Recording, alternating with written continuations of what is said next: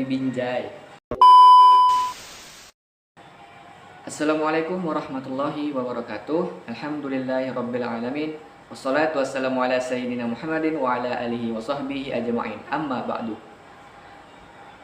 Pada video kali ini, kami akan membahas materi ilmu nasikh mansukh pada mata kuliah Ulumul Quran dengan dosen pembimbing Ibu Misnawati SAG MAG PhD pada Prodi Pendidikan Agama Islam Universitas Islam Negeri Araniri, Banda Aceh. Presentasi materi ilmu nasikh mansukh akan dibawakan oleh Rizky Syahbani Siregar dengan NIM 210201090, Putra Barlian dengan NIM 210201088, Sakifur Rihan dengan NIM 210201089, dan Azkan Hazim Kaula dengan NIM 210201092. Dan inilah presentasi kami ilmu nasikh mansukh pada mata kuliah Ulumul Quran.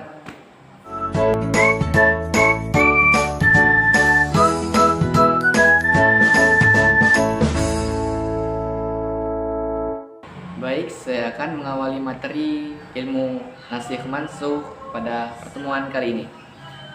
Kita awali dengan pengertian nasikh mansukh. Apa itu nasikh mansukh?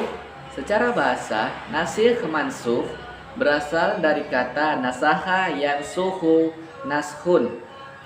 Nasikh adalah isim fa'il dari kata nasakha, dan mansukh adalah isim maf'ulnya. Dalam bentuk masdar, naskhun berarti al-izalatu, yang artinya menghilangkan sesuatu dengan sesuatu yang mengikutinya. Kata nasikh juga dipakai untuk pengertian memindahkan sesuatu tanpa menghilangkan yang dipindahkan itu dari tempat asalnya.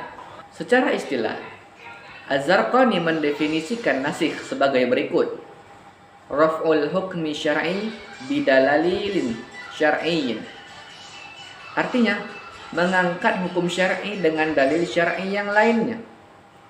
Yang dimaksud dengan hukum syar'i adalah kitab Allah yang berkaitan dengan perbuatan mukallaf, dan dalil syar'i adalah wahyu Allah Subhanahu wa taala secara mutlak yang dibacakan atau tidak dibacakan mencakup Al-Qur'an dan As-Sunnah. Jadi, secara sederhananya ialah nasikh itu adalah yang menghapus. Dalam hal ini, nasikh adalah Allah Subhanahu wa taala sebagai penetap hukum. Sedangkan mansukh artinya ialah yang dihapus.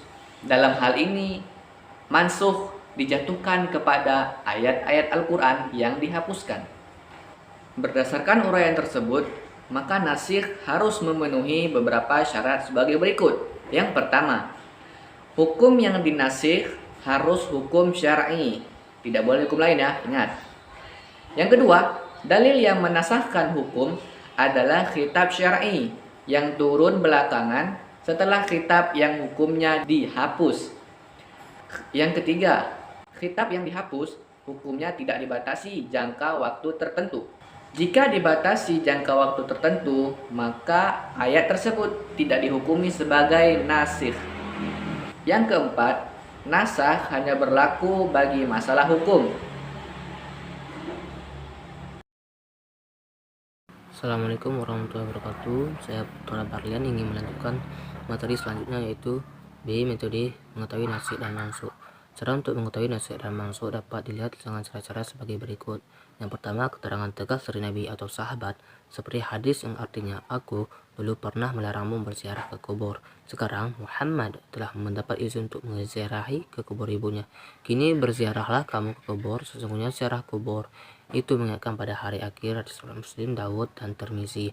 Yang kedua, kesepakatan umat tentang menunjukkan bahwa ayat ini nasikh dan ayat itu mansukh. Yang ketiga, mengetahui mana yang lebih dahulu dan kemudian turunnya dalam perspektif sejarah.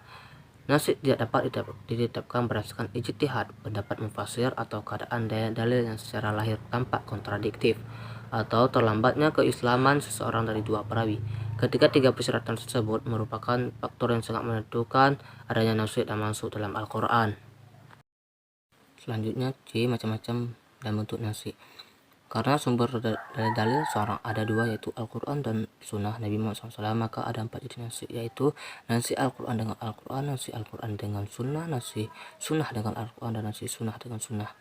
Yang pertama yaitu nasih Al-Quran dengan Al-Quran. Jelas ini disepakati kebolehannya dan nyata terjadi menurut kalangan yang menyatakan adanya nasih.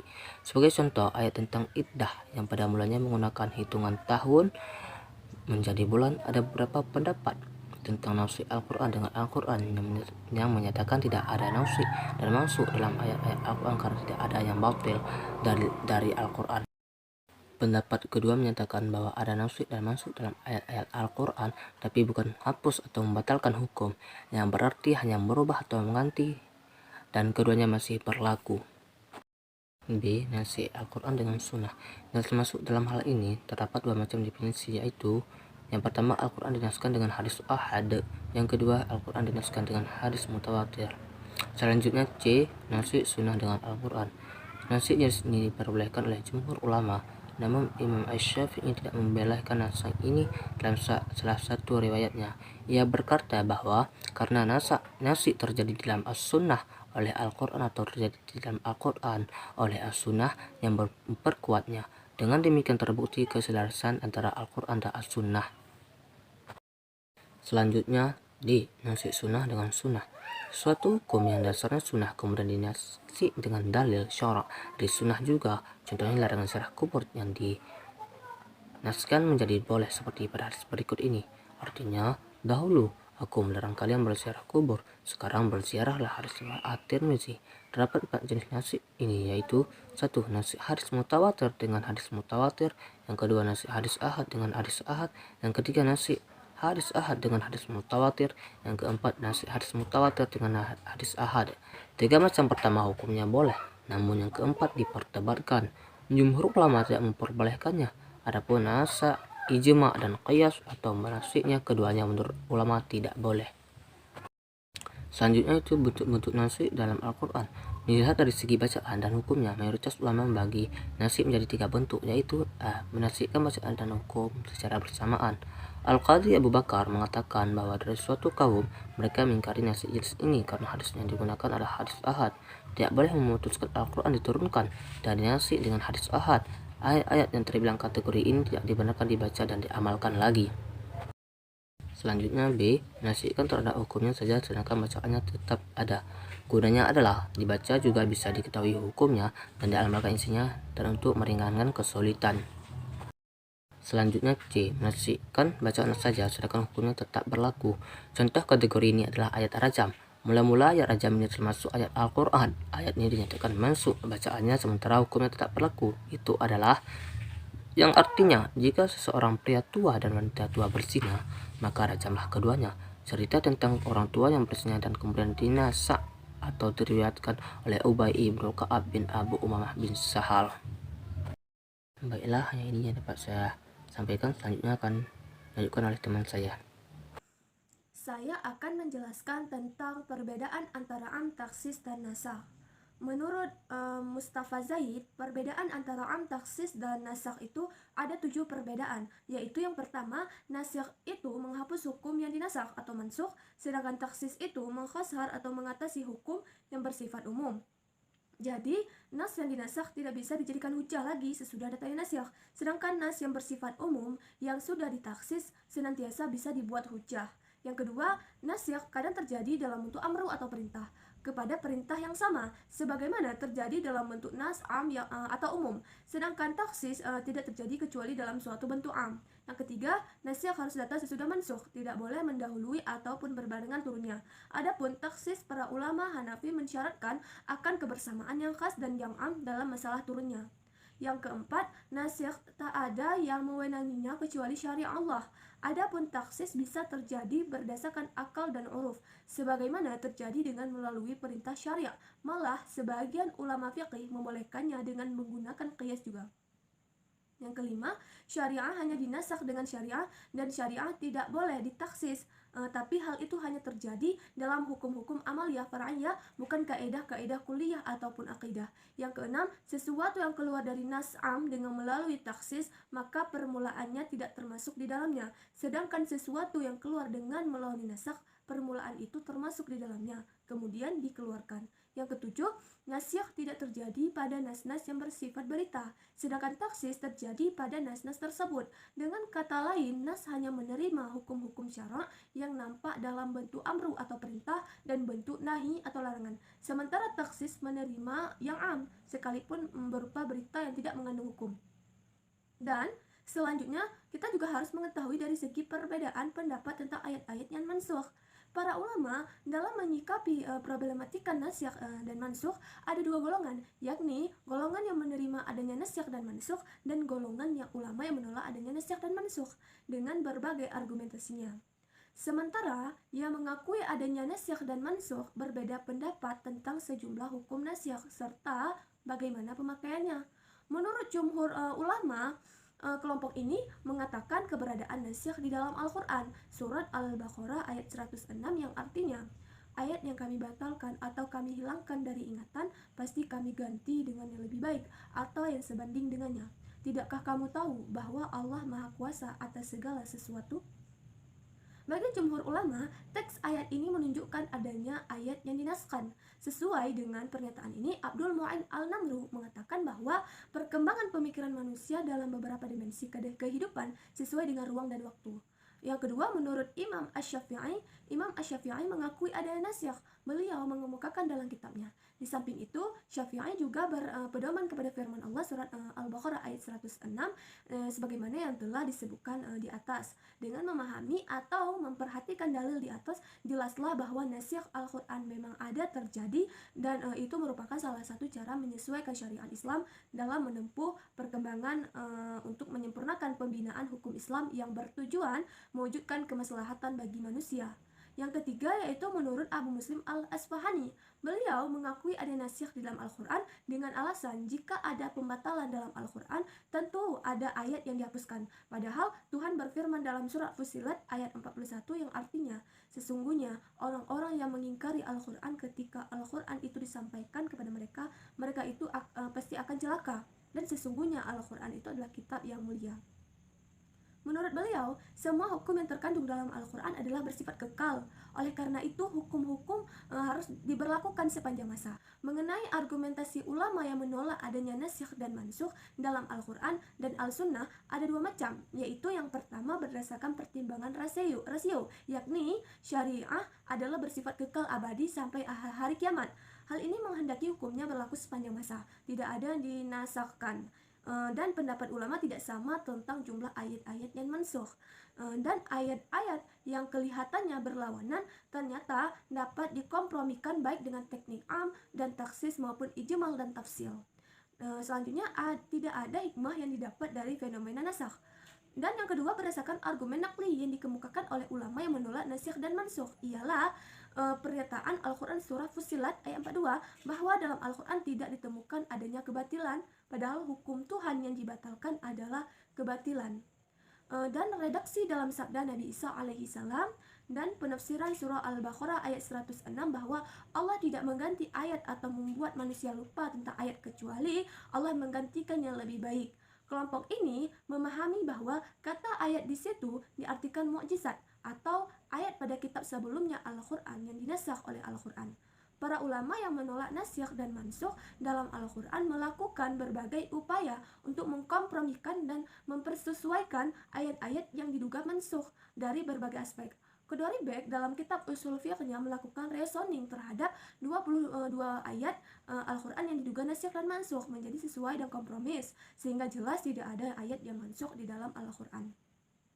Untuk menyikapi dua kelompok ulama di atas, Muhammad Abduh membuat suatu usaha rekonsiliasi, yakni dengan memaknai kata nasakh bukan dengan pembatalan, tetapi dengan arti tabdil atau bisa dibilang pergantian, pengalihan, pemindahan ayat hukum di tempat ayat hukum yang lain. Dalam arti bahwa kesemua ayat Al-Quran tetap berlaku, tidak ada kontradiksi, hanya saja karena perbedaan kondisi umat atau perseorangan maka berlaku hukum yang berbeda. Penjelasan selanjutnya akan dijelaskan oleh teman saya. Baik, saya akan menjelaskan tentang pentingnya mengetahui nasikh dan mansukh. Di antara pentingnya mengetahui nasikh dan mansukh adalah yang pertama, meneguhkan keyakinan bahwa Allah tidak berkaitan dengan ketentuan-ketentuan yang sesuai dengan logika manusia. Sehingga jalan pikiran manusia takkan pernah bisa untuk mengingat Allah Subhanahu wa taala. Allah bisa melakukan apa saja, sekalipun menurut manusia itu tidak logis.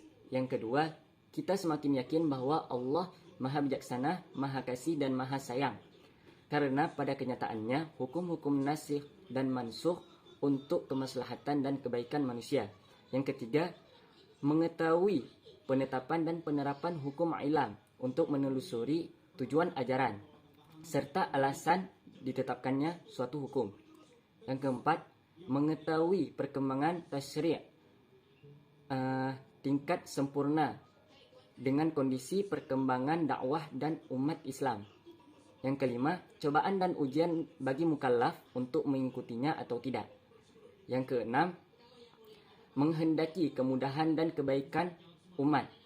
Jika nas beralih ke hal yang lebih berat, maka di dalamnya terdapat tambahan pahala. Dan jika nas beralih ke hal yang lebih ringan, maka di dalamnya terdapat kemudahan.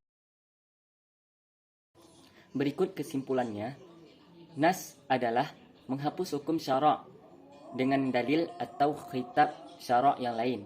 Nas terdiri dari adanya pernyataan yang menunjukkan terjadi pembatalan hukum yang telah ada.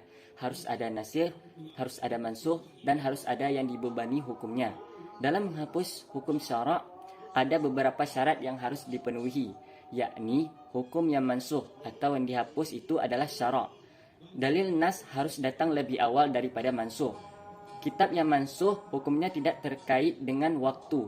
Dalam cakupan nasakh dibagi menjadi 3, yaitu Quran, nas Quran dengan Quran, nas Quran dengan sunnah, nas sunnah dengan sunnah. Terdapat beberapa pendapat tentang mengenai ayat yang dihapus atau yang dimansukh. Di antaranya dari Al-Nahas. Al-Nahas berpendapat jumlah ayat yang dimansukh berjumlah 100 ayat.